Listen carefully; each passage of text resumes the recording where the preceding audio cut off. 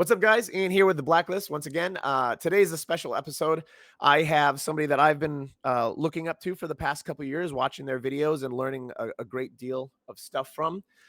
So I'll hand it over to him to introduce himself, but go ahead. My name's Jake. I'm the guy behind the Less Impressed, More Involved YouTube channel. Nice. Awesome. And first question is, what belt are you? I'm a purple belt. Nice. It's always the purple belts, man. It's always the purple belts, like going out there and being extra nerdy about shit. I hope I'm a Um, purple belt for the next 20 years, to be honest. It's the best belt because you have no expectations. You can just go out there and, throw caution to the wind, and you don't have like a reputation to uphold.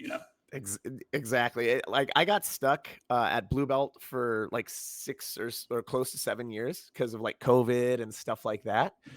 And once I got my purple belt, I'm like, I could be fine here for like the rest of my journey if I really wanted to. Like if I beat or keep up with a black belt, like it's kind of expected. Purple belts can do that, but also if I get beat by somebody, he's just a purple belt. Don't worry about it. It's like perfect.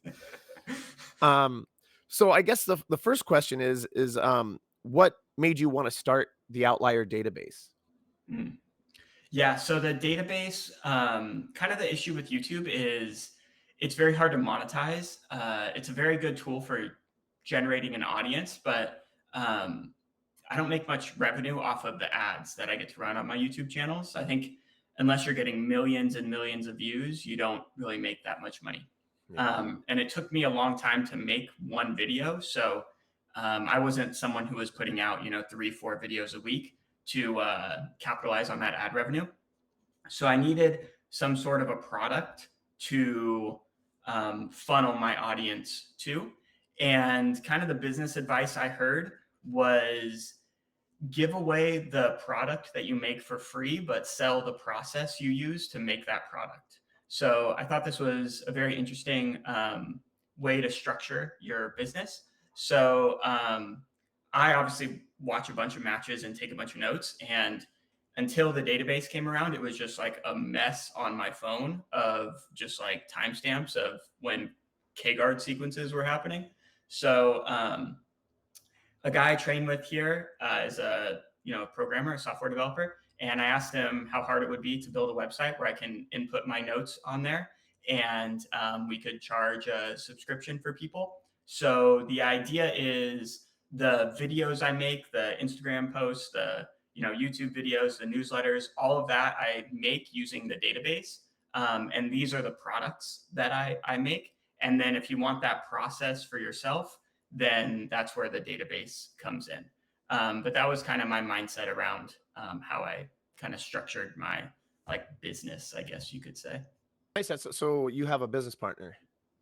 Yeah, I have I'm the one who does like all the marketing videos and things like this. And I did everything myself until the database came around. But now we have like a partnership with the database because he built everything, like all the website and everything like that. So Awesome. yeah, he definitely deserves a cut of he's put a lot of work into it for sure. Oh yeah, awesome. And do you compete at all? No.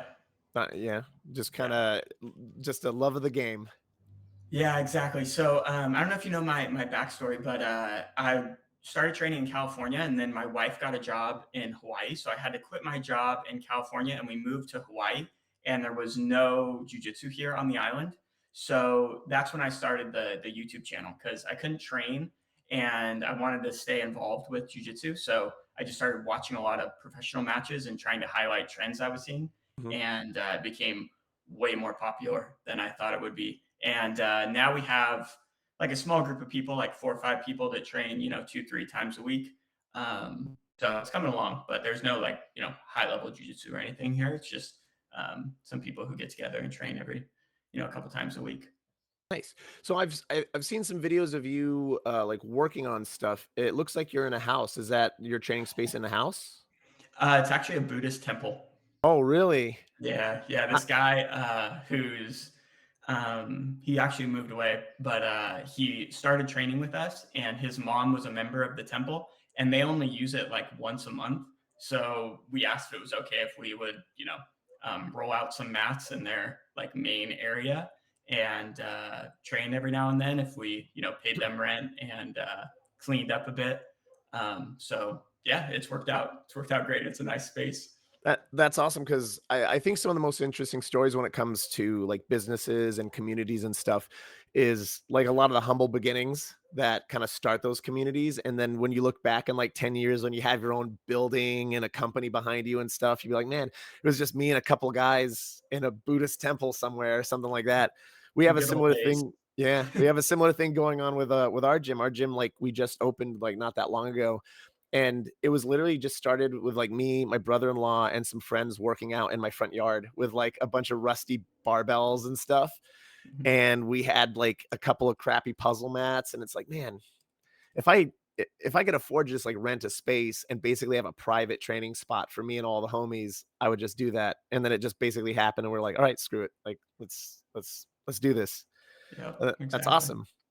Um, so you're is that the only place that you're training at currently? Is that, or is there another gym in the mix? No, it's just that. So I live on an island. We have 3,000 people that live on the island, so it's a very small community. And like I said, there wasn't any jujitsu when I moved here, and so now we're the only spot pretty much that is on the island to train jujitsu. Nice. What is your process for deciding what to focus on next? Like whenever you're looking to make a video or anything like that, what kind of goes through your head before you make that decision on what the video will be about? I would say it's just what I'm interested in doing. I don't necessarily put that much like strategy behind it. So yeah, it's kind of just what I'm interested in, and if I see some sort of sequence happen that I thought was very cool, that is generally what inspires it. So some days I'll wake up and not really sure what I'm gonna do content wise, and when that's the case, I just tend to watch a bunch of matches and try and find something cool. And then I'm like, wow, that was, something I want to dive deeper into. And then I'll search for it on the database and say, like, show me more Choi bars. And then I try and, dive into some like similarities in the Choi bars in this example. Like if I'm Yeah. studying Choi bars, I'll see a really cool Choi bar and that'll get me excited about it. And then I'll look at the database and scroll through 74 Choi bars and see the similarities that kind of pop up like amongst the successful or unsuccessful ones, and then I'll Yeah. make a video about it. Awesome. And who would you say is your favorite to watch and get ideas from? Man, these days I think it's hard to beat that crew of like Joseph, Owen Jones, Kenta. These guys, I think they're just constantly improving and working on new stuff. And every time they compete, there's something new they're trying to add to their game. So I basically watch every time they compete. Yeah, I think, I was actually gonna phrase a question of who do you like to watch and why is it Joseph? Yeah, But, exactly. I was like, I'll give him the flexibility to answer it how he wants. But I kind of figured it would be Joseph, because I have a lot of the same feelings too. Like, if there's a random video from a random gym across the world that's like, "Oh, Joseph trained, here's all his rounds," or something from the seminar he did or something like that. I'm like, "I have to watch this." Like, I'll Yep. stop everything I'm doing to watch it, and there's just something about I think him and that squad of guys are, I don't know the way they're learning, the way they're trying to figure things out. I think I think speaks to the jujitsu nerds in all of us. Has there been any conversations that you had with any of the more established names that you were most surprised by or excited about or anything like that? Anything that jumped out at you? Well, my first one was with Joseph and his coach Dima, and that ended up being, I think, very like mutually beneficial in the sense that their careers were, kind of just getting started, and it helped them take the rocket ship up. Yeah. And for me, I learned quite a bit from talking with them. And one thing that like really I hadn't paid much attention to until talking with them was like the sides that people like to do things on, and how people tend to like try and funnel things into not only like a given technique but like a side to do that given technique. Mhm. And this is something that I feel like I didn't pay much attention to when I was watching film, and I started to pay much more attention to after talking with them. So this kind of added a new lens for me to look through when I was studying film that I found to be quite helpful. And you so you felt before that, you weren't really paying attention to, like, what sides you were attacking on or your opponents were attacking on, you were just kinda doing your thing? Yeah, and like if you want to end up in K guard on their left leg, how do I initiate a grip fight in a way that takes their left hand away? So then I Mhm. have access to their left leg. You know, Gotcha. like it I was more thinking about like how do I get to K guard? Not Mhm. necessarily like how do I clear a path to the leg that I want to attack. No, it just got much more specific after talking with them, as opposed to like a broad goal. Yeah. Well, that's interesting you say that because as soon as the way you said that, I was like, "Oh, man, that's a great idea." Like, to start thinking it, like, that way instead of, like, "I wanna get it on the legs. I'm just gonna send it on the legs all the time until I eventually, get there." Right, but yeah, that's an awesome way of thinking about it. And it's always interesting when you get to talk to people, like, little things like that can suddenly, like, blow holes through walls that you've been struggling with for a long time. Like, we just had a guy come in and do a little hour seminar on the shoulder crunch, and shoulder crunch, sumigashis, and choi bars were always kind of like I know how to do them, and when I start to get into them, I'm good. But kind of like lacking some of that setup, I would always kind of screw up a lot. And he unlocked one little dumb detail last night, saying one stupid thing, and I was like, "You just fixed like three of my moves, man! Like, thank you so much. It's crazy." And yeah, it's What always was the detail? so, well, the detail he told me was, instead of, like, wrapping the arm around and trying to roll into the shoulder, Mm, it was actually more of like, a thumb and rolling the tricep, and then on top of that, mm, my own realization is that I wasn't preemptively clamping, I was, like, starting the roll and then clamping, and then mm. as soon as I started clamping and then rolling, I was like I literally hit, either a choi bar or, a shoulder crunch in every single roll after that during the open mat, and I've never, like, with any technique, went from, like, learning it and then fixing it and implementing it like right away. So that was like last night was like awesome. I see. So you start like more shallow with your thumb instead of starting with your forearm is Yeah, and basically that the exactly, and that's I what I see. was doing. I was like, starting it here and then going straight to the elbow, and I just always Right. feel like they could just noodle wet, like limp their arm out and everything. I'd be like, man, no matter what, I can never just like casually, hold somebody in this. But this guy that we had come in, he was the only guy in our area because our area is not super established for jujitsu yet. Um, Everybody that would try to shoulder crunch me, I'd always felt like I could just kind of limp my arm out. And everybody that would try to tell me how to do it would just be like, "Oh, you just have to like snatch it up fast and hard." And I'm like, "Well, I can't believe that that's true, but there has to be more to it than that." But Right. this one guy here was the only one that if I even gave him like a sniff at my arm, he would have me locked down and I could not get it out no matter what I did. And I'm like, so obviously this guy has answers.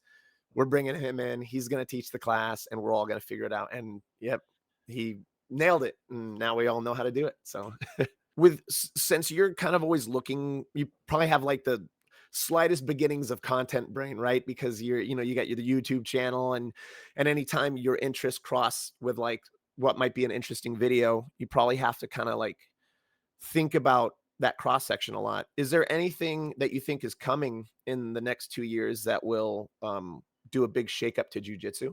That's a good question. As you can imagine, I get asked this question quite a bit, Yeah. And about I'm like sure it changes a the lot too. meta. Yeah, exactly.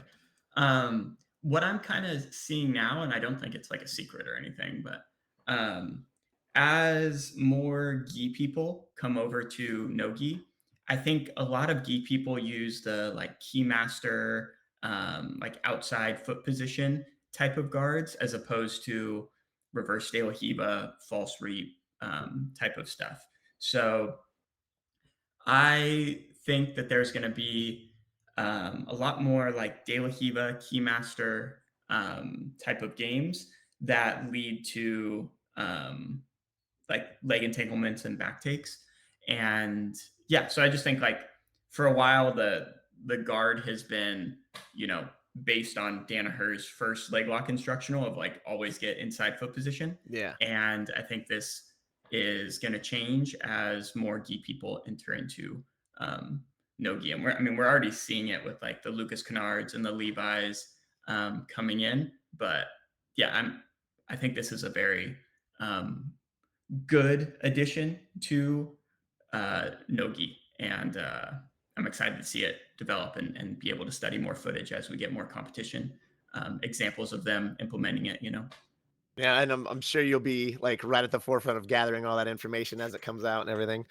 The way in my brain that I'm kinda thinking about modern day jujitsu was kind of like you said, that there was that first wave of, like, John Danaher and Gordon Ryan stuff that started coming out on BJJ Fanatics, and then now we're seeing, like, this whole new wave of other stuff. What do you think was maybe the most influential thing that came out in the previous 2 years? before the Danaher stuff. After the Danaher stuff, Oh, I before see. modern day today. It's a good question. Was that I maybe don't maybe it know. wasn't the last 2 years, but certainly one of the things that comes to my mind was, like, all the outside foot position from, like, Lachlan and stuff. Obviously, that was, like, Yeah. just a little bit after the John Danaher stuff, so I think that was definitely a phase, but after that, I don't maybe, like, the wrestling, like, getting people to wrestle more was probably another thing that came out that comes to mind. Right. But that was still like Danaher who like kind of started that Yeah, movement with the whole like wrestle up thing and um yeah. So yeah, it's very like I feel like everyone like Danaher for the past I don't even know when did that leg lock instructional come out? Like 8 years ago? like, I Like remember I was brand new at jujitsu looking at instructionals on BJJ Fanatics, and there was already, like, John Danaher stuff, like, all over the place, so, okay. yeah, probably, like, So 8 maybe years like ago. 10. Yeah. Yeah, 8, 10 years So ago. yeah, I feel like honestly for the past 10 years it's mostly been Danaher and like kind of people piggybacking off of his ideas. And like you'll go see like new ideas of people talking about like outside camping in different ways, but like what started outside camping was them, you know? Yeah. So it is like, I think like the one thing you don't see them talk about a lot is the outside foot position type guard. So I think this is a big exception to what I'm saying. But um, yeah, I was trying to think of like other big things that like shook up jujitsu, but like that leg lock instructional was unreal. I remember like that was one of those things where it was you watch it, you go in and you can implement it like right away because no one knew anything. Yeah. And yeah, that was a big shakeup. But I can't think of anything else like that's happened, recently, other than like obviously like the Joseph um, teachings and just like the YouTube content in general has gotten much better across the board. So just like just the amount of knowledge that's out there right now is just unreal. Yeah, I man, I swear this video just came out, but there was, like, a little interview with Lachlan. I don't know if it was brand new or if it's just hitting my feed, Mhm. yesterday, but he was talking about the difference between, like, Instagram Reels and, like, instructionals and long form content and everything, and he was saying it's like, because people try to make the comparison of, like, BJJ instructional videos from, like, Fanatics versus, like, just going on to Instagram and learning a random move. And he was like, "Yeah, if, in a vacuum, like, that single move is not gonna change a lot for you, but when you get into the long form content, like instructionals or like what you do, you kinda get, like, breakdowns and more opportunity to kinda, like, learn what maybe you're missing. Because I think there's, like, learning visually, and then there's actually, like, feeling what you're doing and making it feel stronger and making it feel better and stuff, and, yeah, I think that's kind of like the huge benefit that this long form content coming out started, by long form I mean like 20 minutes, 15, 20, 30-minute Yeah. videos and stuff like that has helped. Do you feel like you've started to make an impact on jujitsu with your channel?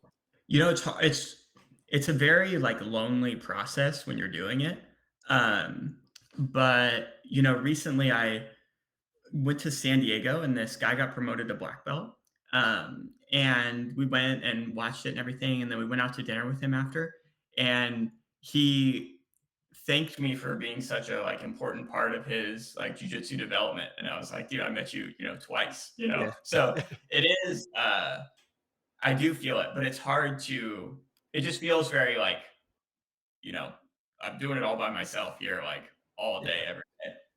And then there are small glimpses where you get to like feel it when I go away and travel or do something like that. So, um, yeah, I do.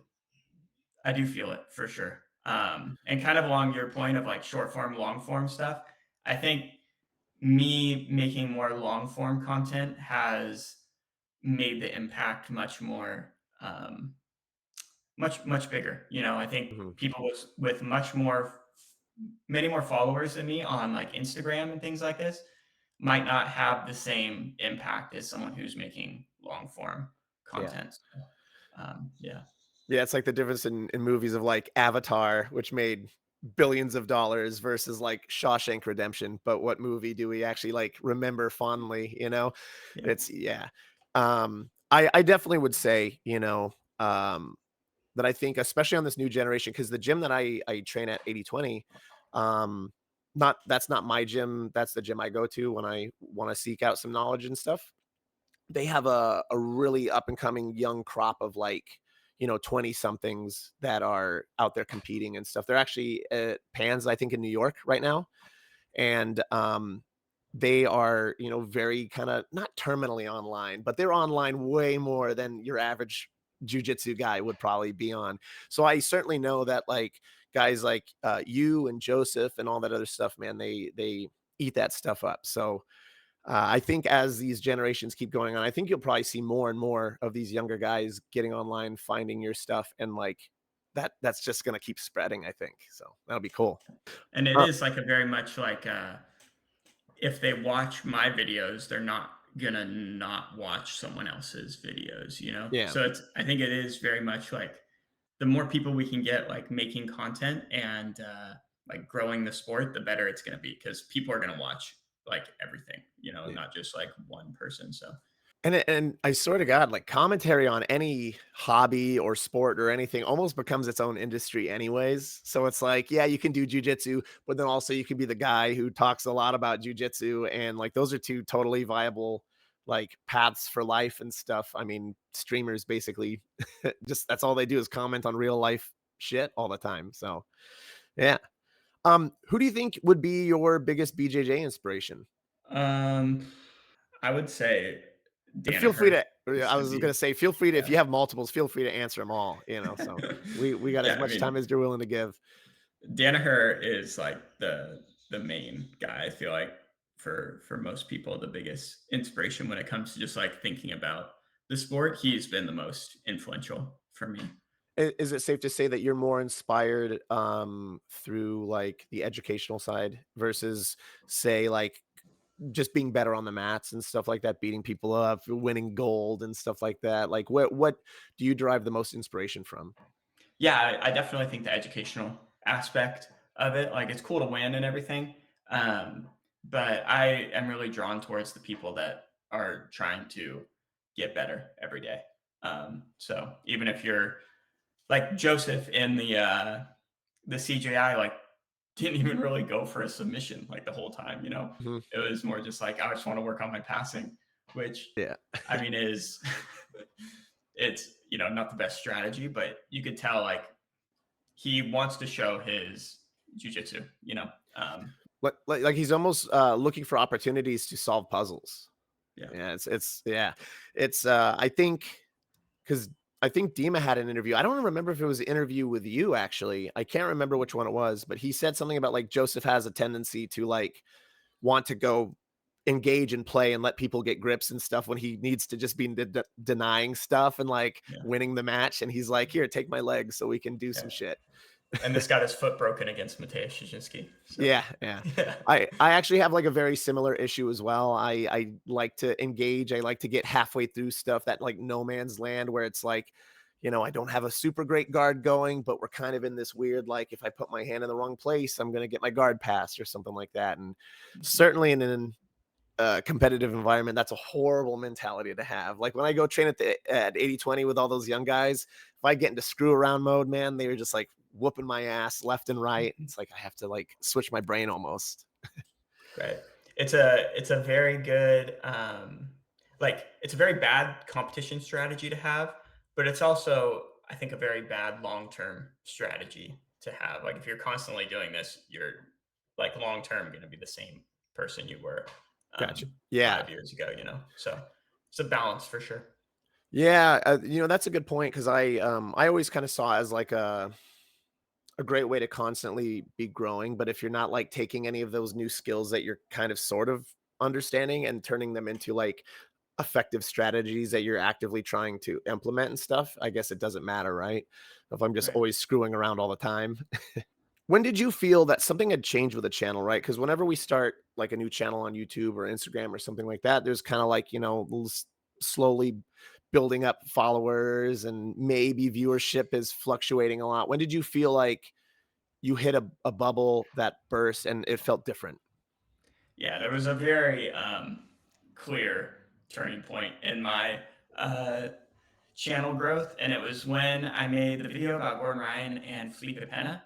And until then, I was getting like 2 subscribers a day, Mhm. and I think I was at like 300, 400, 500 around there subscribers, just like grinding. And it was maybe like 8 months, 9 months, Yeah, down the road. And then Gordon Ryan shared my like video on his page, I remember that. and it wasn't even like it wasn't even like the thumbnail. It didn't even have my like name in it or anything. He was just like, "This is a good breakdown of my recent match." Yeah. And then like everyone in the comments, tagged me and stuff. But that day I got like 1,600 subscribers. Ooh.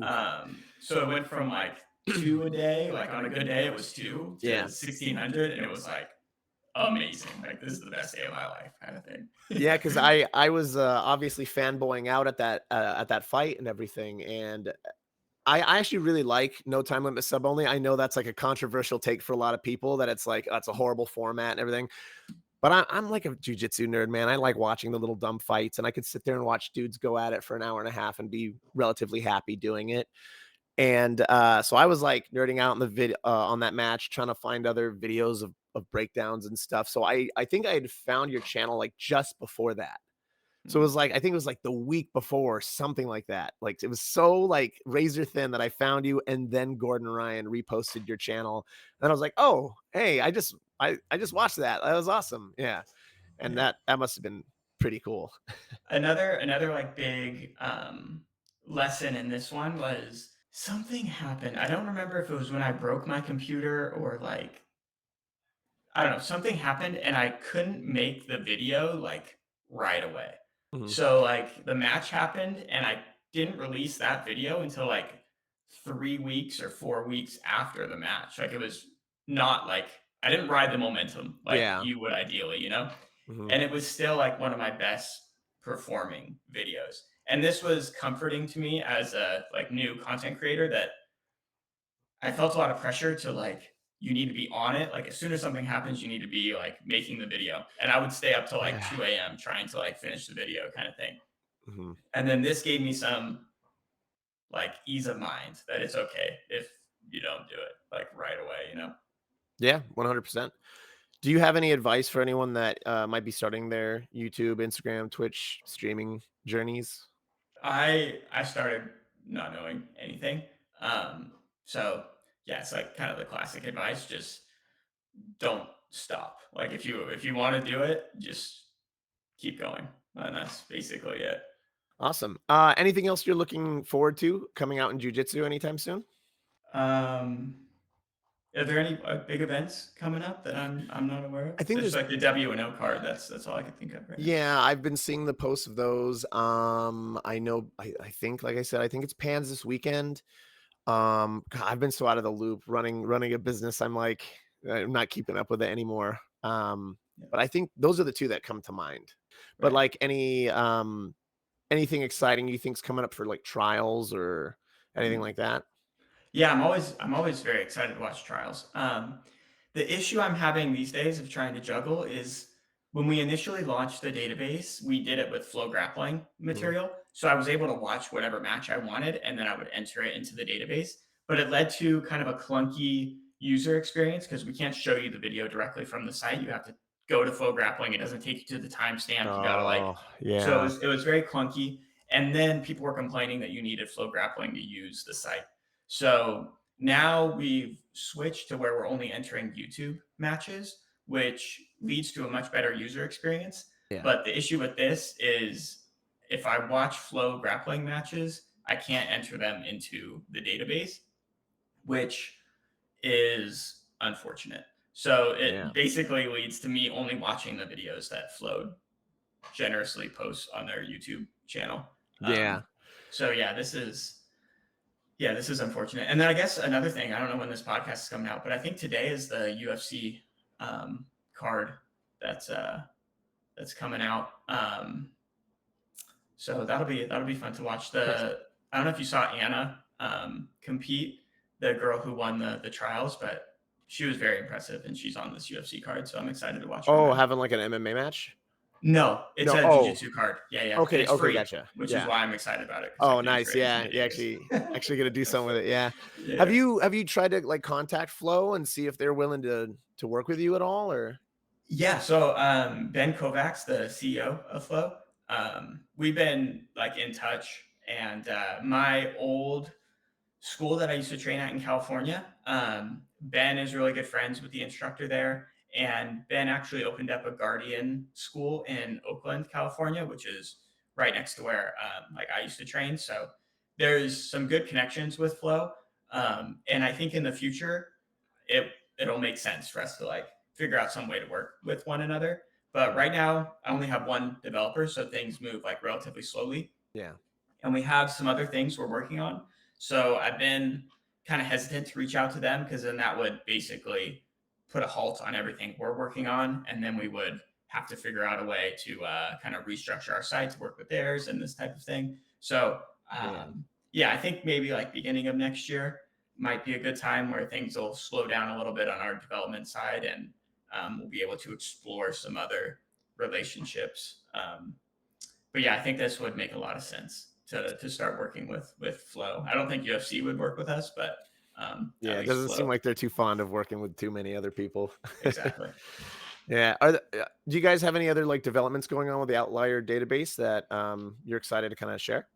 Yeah. So just from talking with users, the people who love it, like absolutely love it, and like use it all the time, tend to Mhm. be coaches.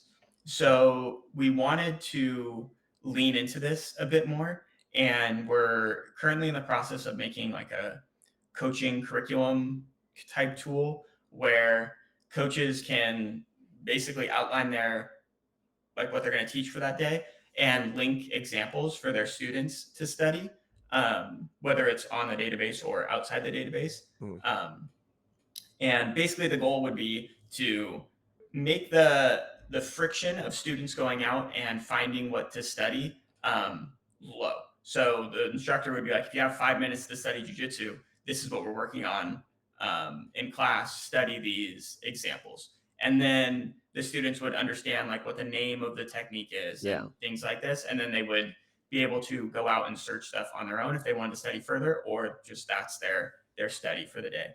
But I do think like as far as schools go, like what keeps students members and engaged is a sense of community, a sense of like development, like they're getting better, and a sense that you have control over your own development. So I think those three things are big, and that's kind of what we're trying to build it around, trying to yeah to Gotcha. highlight those three things. Nice. Awesome. And how much would like a Outlier database membership cost? Just like the standard site right now, or that Mhm. coaching tool that we're going to do. The standard site. Gotcha. Right now it's $20 a month or 169 for the year. Nice. Awesome. If I don't want to keep you too long, so I'll round out with this last question.